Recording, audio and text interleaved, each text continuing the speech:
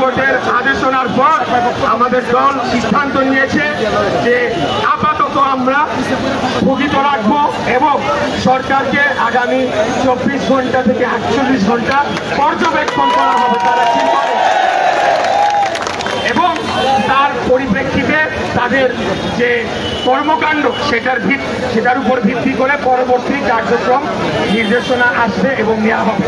এখন এখানে একটা জিনিস স্পষ্ট বলতে চাই যে রায়ের বিষয়, শপথের বিষয় আলাদা অংশ, আর এটা হয়ে যাওয়া মানে প্রথম যে দাবিটি করেছিলাম যে ছাত্র প্রতিনিধি সহ অন্যান্য প্রতিনিধিদের পদত্যাগ করতে হবে, সেটা কিন্তু পরিবর্তন হবে না।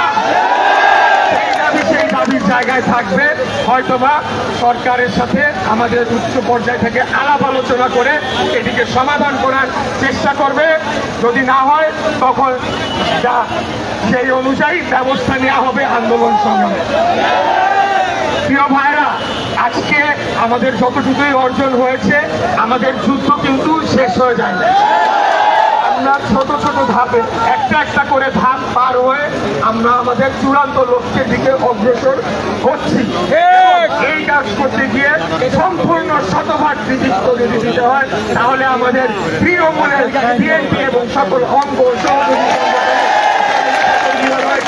তাদেরকে সর্বোচ্চ কৃতিত্বটা দিতে হবে। তারা যে পরিমাণ কষ্ট করে এই আন্দোলনকে সংগঠিত করেছে, সেই আন্দোলনে ঢাকাবাসী স্বতঃস্ফূর্তভাবে তারা নেমে এসে যোগদান করে এই সরকারকে বাধ্য করেছে তাদের জায়গা সরে আসে।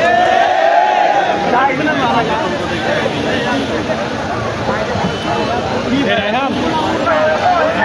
আমরা যেটা ইতিমধ্যেই বলেছি যে জনদুর্ভোগ সৃষ্টি হয়েছে, রাস্তাঘাট চলাচল সহ নগর ভবনে যে সেবা ব্যাহত হয়েছে, সেটার জন্য আমাদের নেতা দেশনায়ক জনাব তারেক রহমানের পক্ষ থেকে, আমার পক্ষ থেকে নগরবাসীর কাছে আমি করজোড়ে ক্ষমা চেয়ে নিচ্ছি। পাশাপাশি এটাও বলে দিতে চাই, একদিন আপনারা অবশ্যই বুঝবেন কেন আমরা আজকে এই কাজটি করেছিলাম। সেদিন আপনারা হয়তো বুঝতে পারবেন। তো প্রিয় নেতৃবৃন্দ, এখন আর বক্তব্য দীর্ঘায়িত কিছু নাই। আমাদের নির্দেশনা এটাই, আমরা পর্যবেক্ষণে রাখবো সরকারকে, তারা ধানের শীষের প্রার্থীর সাথে এখন কি ধরনের কি আচরণ করে সেটি দেখার বিষয় রয়েছে। আপনারা জানেন আরেকটি নতুন রাজনৈতিক দল, তারা এটা নিয়ে নানা ধরনের বিভ্রান্তিকর লেখা নিচ্ছে, পোস্ট দিচ্ছে, ভুল আইনি ব্যাখ্যা দিচ্ছে।